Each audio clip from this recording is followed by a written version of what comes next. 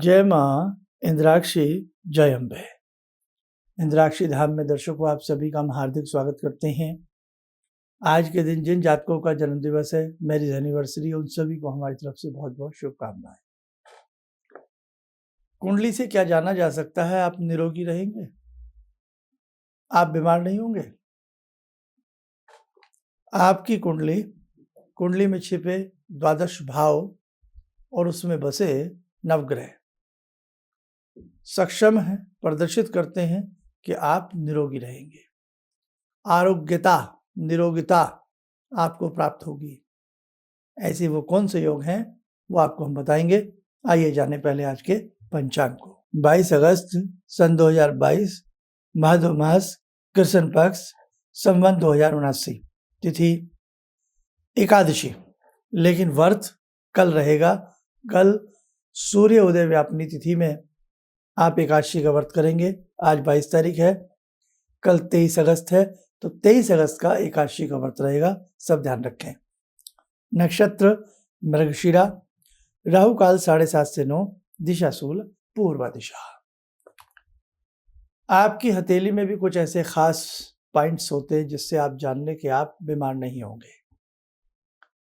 संसार का पहला सुख निरोगी काया, दूसरा सुख पास हो माया। 4 सुख कहे गए हैं, सदाचारणी आपकी स्त्री और आज्ञाकारी आपके बालक। मैंने दोहे बदवे नहीं कहा, आपको वैसे ही समझा दिया। तो पहला सुख निरोगी काया, धन कितना भी हो, है ना, और पता लगे दाल का पानी पी रहे हैं और रो रहे हैं। साहब एक फुल्का खाते हैं और फटाफट टॉयलेट चले जाते हैं। उस पैसा किसी भी काम में नहीं आएगा। कोरोना काल में देखा कैसी बीमारी फैली, हाहाकार हुआ, पैसा धरा रह गया। इसलिए जिनकी काया ने जिनका साथ दिया वो आज श्वास ले रहे हैं। तो पहला सुख संसार का होता है व्यक्ति निरोगी रहे, व्यक्ति को रोग ना हो, व्यक्ति स्वस्थ रहे। कुछ पॉइंट्स हथेली में भी हैं, कुंडली में भी है। हाथ के जाने, हमारी हथेली में एक यहाँ से रेखा चलती है तिरछी होकर के, जो बुद्ध पर्वत के नीचे आती है, मरकरी माउंट के नीचे। कुछ लोग इसे क्या कहते हैं, व्यापार रेखा, वास्तव में सही है। कुछ लोग इसको मान लेते हैं शनि रेखा, गलत। शनि रेखा बुद्ध पर्वत के नीचे कदापि नहीं जाती। शनि रेखा का गंतव्य स्थान है आपकी मिडल फिंगर के नीचे। एक नमूने से देखिए अपनी स्क्रीन के ऊपर, ये शनि रेखा है, नीचे से निकली है और ये मिडल फिंगर के नीचे जाकर के रुक रही है, कई बार उससे भी नीचे जाकर के ठहरती है। इसको हम शनि रेखा कहते हैं। ये हथेली में दाएं बाएं लेफ्ट राइट कहीं से भी निकल सकती है, बीच में से निकल सकती है, शुरू से आ सकती है, लेकिन जाएगी वहीं। दाएं बाएं हो सकती है ऊपर जाकर थोड़ा बहुत, लेकिन ऐसा नहीं कि बुद्ध पर्वत पर चली जाए।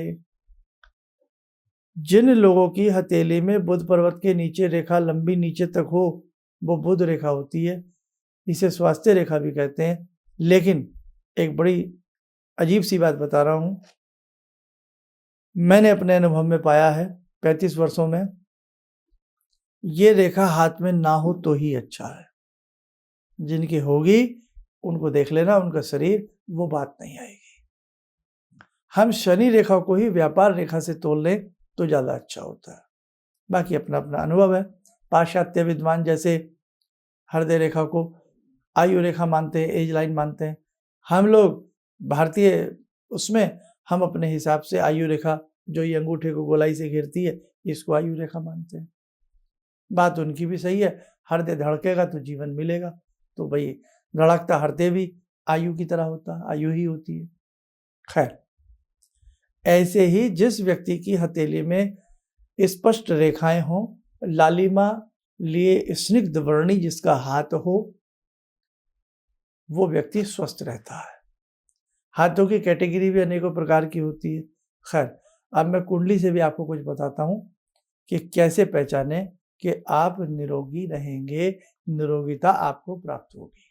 आइए जाने। सामने कुंडली बनी है, तीर के निशान पर ध्यान दें, एरो पर। लग्नेश प्रथम भाव और नीचे षष्ठेश।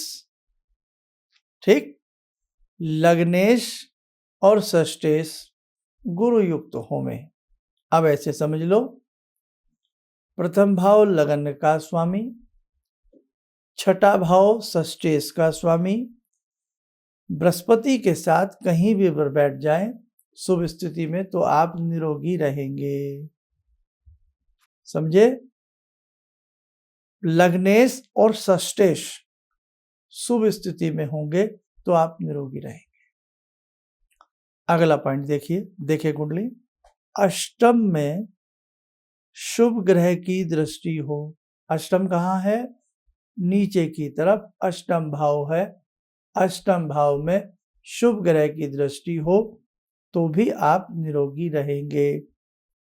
एक और स्थिति देखें, लग्न में ऊपर की तरफ टॉप पर लग्न में शुभ ग्रह बैठे हों, लग्न मजबूत हो तो भी आप निरोगी रहेंगे। एक स्थिति और देखिए, सूर्य पर गुरु या चंद्र की शुभ दृष्टि हो। आप कुंडली में देखो, सूर्य है, हमने लगन में बिठा दिए, या सूर्य एक कुंडली और नमूना देखो, हमने चतुर्थ में बिठा दिए। सूर्य पर चंद्रमा की या बृहस्पति की शुभ दृष्टि हो तो भी आप स्वस्थ रहेंगे, निरोगी रहेंगे। बहुत सारे कारण हैं जिन्हें जान करके आप जान सकते हैं कि हम इतने बीमार क्यों रहते हैं, हमें मेडिसिन क्यों नहीं लग रही है, हमें कौन से ग्रहों का उपाय करना चाहिए, क्या तुला दान करना चाहिए, मृत्युंजय मंत्र की साधना करनी चाहिए, रुद्राभिषेक कराना चाहिए, दुर्गा सप्तशती करानी चाहिए, क्या कराना चाहिए, कौन से ग्रह का दान करना चाहिए जिससे हम आरोग्यता प्राप्त कर सकें। कई बार हमारे घर में बच्चा, बड़ा, हम, तुम, कोई भी, हम बहुत अस्वस्थ हो जाते हैं, नाना प्रकार की व्याधियां हार मान जाती हैं और इस मेडिकल को छोड़ दूसरे पर, दूसरे से छोड़ तीसरे पर, लेकिन बात नहीं बन पाती है। तो मेडिकल साइंस के साथ साथ हमें थोड़ा सा मेडिटेशन साइंस की तरफ भी, एस्ट्रो साइंस की तरफ भी थोड़ा ध्यान देना चाहिए। आप ज़्यादा मत दीजिए, अंधविश्वास मत करिए, पर एक बार जीवन में जब थक हार जाओ तो थोड़ा सा विश्वास कर लेना। अब कई बार बहुत लोग विश्वास नहीं करते, भगवान नहीं है, कुछ नहीं है साहब, लेकिन जब कुछ मामला बिगड़ जाए, हाथ से कमान निकल जाए, फिर भगवान याद आता है सबको। अब तो ओ गॉड, हे भगवान, अब तो भगवान ही करेंगे जो करेंगे। अब देखो साहब, मेरे हाथ में जो था मैंने कर दिया, अब तो भगवान जाने कोई मिरेकल हो जाए, कोई चमत्कार हो जाए। जाने में, अनजाने में, प्रत्यक्ष में, अप्रत्यक्ष में एक महाशक्ति है जो इस विश्व को संचालित कर रही है और उसे मानते सब हैं, चाहे वो कहे ना। इसलिए मेरे साथ को एक महासत्ता के साक्षात्कार मंत्रों के ही रूप में सही, दान के रूप में सही, किसी भी रूप में एक बार आप करिए, आपको स्वस्थ लाभ मिलेगा। हमारे ऋषियों ने विपुल साहित्य, विपुल भंडार भर दिया है हमारे लिए। ऐसे ऐसे स्तोत्र की रचना हमारे ऋषि मुनियों ने हमारे लिए की है कि हमारे बच्चे इन्हें पढ़ें तो वो स्वस्थ रहें। अब बहुत लोग कहेंगे साहब दवाई तो खा नहीं रहे आप, खाली पढ़ने से आप स्वस्थ हो जाएंगे। अरे साहब, उन स्तोत्र में, उन मंत्रों में, उन अक्षरों का संयोजन है, जब वो पढ़े जाते हैं तो उस ध्वनि से जो कंपन उत्पन्न होता है वो हमारे स्नायु तंत्र के ऊपर, हमारे अंतः और बाह्य शरीर के हर प्रकार की चीजों के ऊपर बहुत अच्छे से असर डालता है। ध्वनि का असर क्या आप मानते नहीं? ऐसा ना होता तो ध्वनि प्रदूषण क्यों बोला जाता? कहीं ध्वनि प्रदूषण है तो कहीं ध्वनि आनंदित भी करती है। अगर एक फौजियों का दस्ता किसी ब्रिज के ऊपर चल रहा हो कदम ताल मिला करके, तो जो कमांडर होते हैं वो कदम ताल वहां रोक देते हैं, आराम से निकलते हैं। यानी कि कदम ताल का उस ध्वनि का इतना असर है कि वो ब्रिज गिर सकता है, समझे आप। इसीलिए ध्वनि का असर बहुत होता है। हम किसी से बातचीत करते हैं, ध्वनि उत्पन्न होती है, उस ध्वनि में मिठास भी है, उस ध्वनि में कड़वाहट भी है, उस ध्वनि में मित्रता भी है, उस ध्वनि में शत्रुता भी है।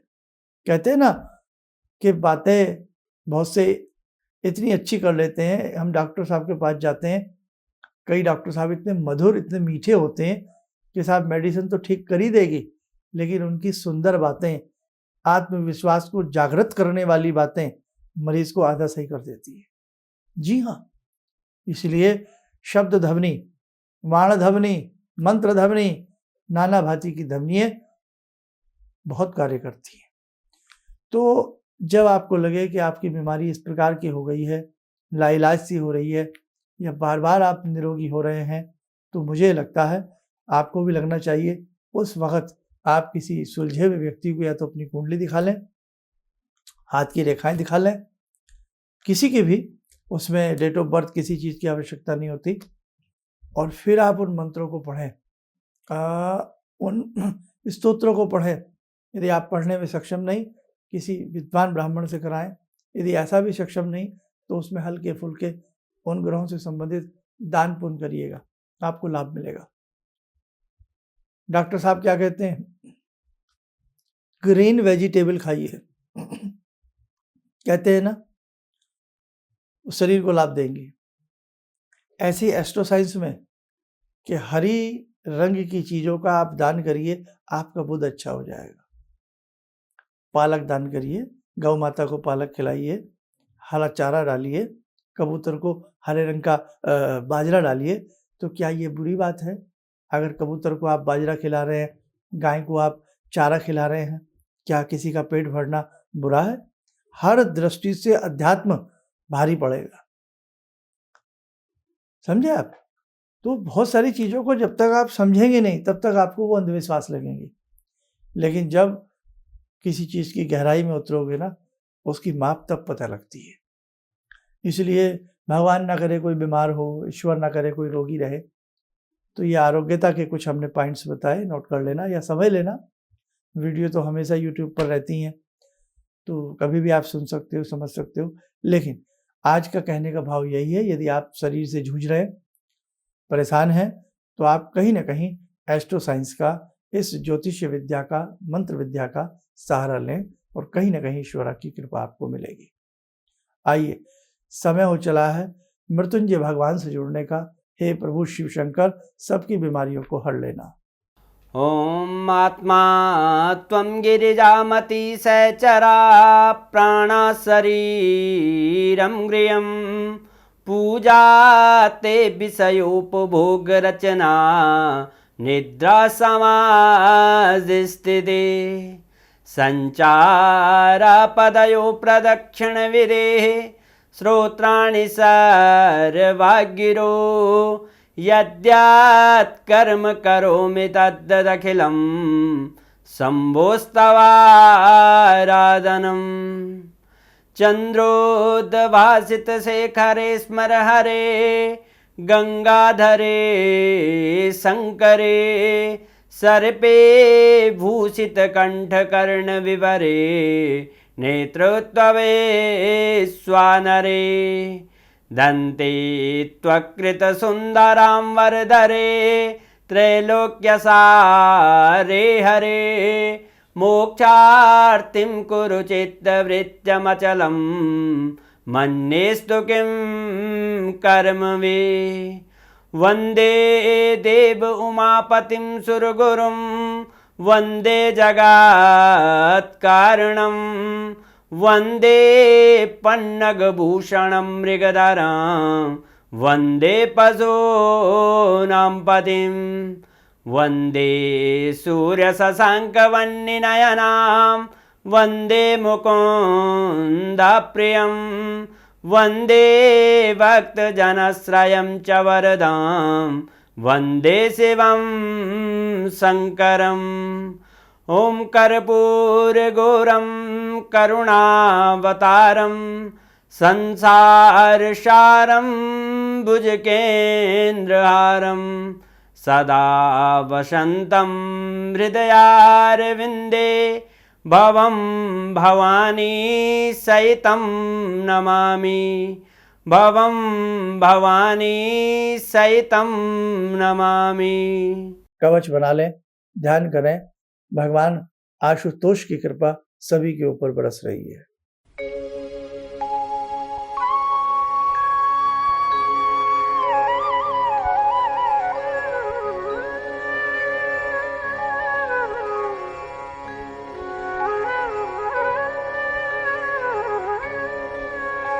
ओम बोलते हुए नेत्र खोलें, सामान्य हो जाए। देखो साधकों, बहुत सारी चीजें हैं जो समय समय पर आपके साथ बतानी है, करनी है। आप अच्छे से कार्यक्रम को सुनते जाएं और हमारा यही एक आपसे थोड़ी सी गुजारिश रहती है कि अधिक से अधिक लोगों को आप इस चैनल से, खास तौर से जो हमारा मुख्य चैनल है प्रोफेसर धर्मेंद्र शर्मा, इससे जोड़ने का प्रयास करें, ताकि ज्योतिष की जागरूकता, मंत्रों की जागरूकता, अपने धर्म की बातें, बहुत सारी चीज़ें टाइमली आपको पता लगती रहे। ठीक है, इतना तो आप गुरु सेवा में कर ही सकते हैं। आइए अब कार्यक्रम को समापन यहीं पर करते हैं। आप सब स्वस्थ रहें, सुखी रहें और हर तरह से भगवान आपकी मनोकामनाओं को पूर्ण करें। इन्हीं शब्दों के साथ हम अपनी वाणी को विराम देते हैं। जय जय अम्बे। मेरी बार बार आंखों की नाड़ी फट जाती थी, तो डॉक्टर ने मेरे को बोला कि ये कैसे हो गया। मेरे 30 साल की प्रैक्टिस में कभी भी इस आँख की रोशनी चली गई थी, तो वो मैं मंत्र करती थी, आपने मेरे को बताया था, तो उस मंत्र से मेरी रोशनी वापस आ गई। मेरे को काला मोतियाबिंद है, तो हाँ अब ठीक है, इस रोशनी आँख में आ गई। तो वो बोले कि मैं बड़ा हैरान हूँ कि रोशनी ये वापस आ कैसे गई, तो आपकी कृपा से आई।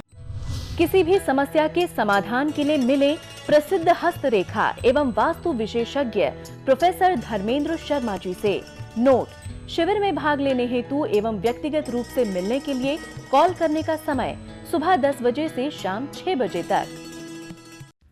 हमारे विभिन्न ज्ञानवर्धक कार्यक्रम देखने के लिए आप हमें अभी सब्सक्राइब करें, बेल आइकन को प्रेस करें ताकि आप देख सकें हमारा कार्यक्रम सबसे पहले।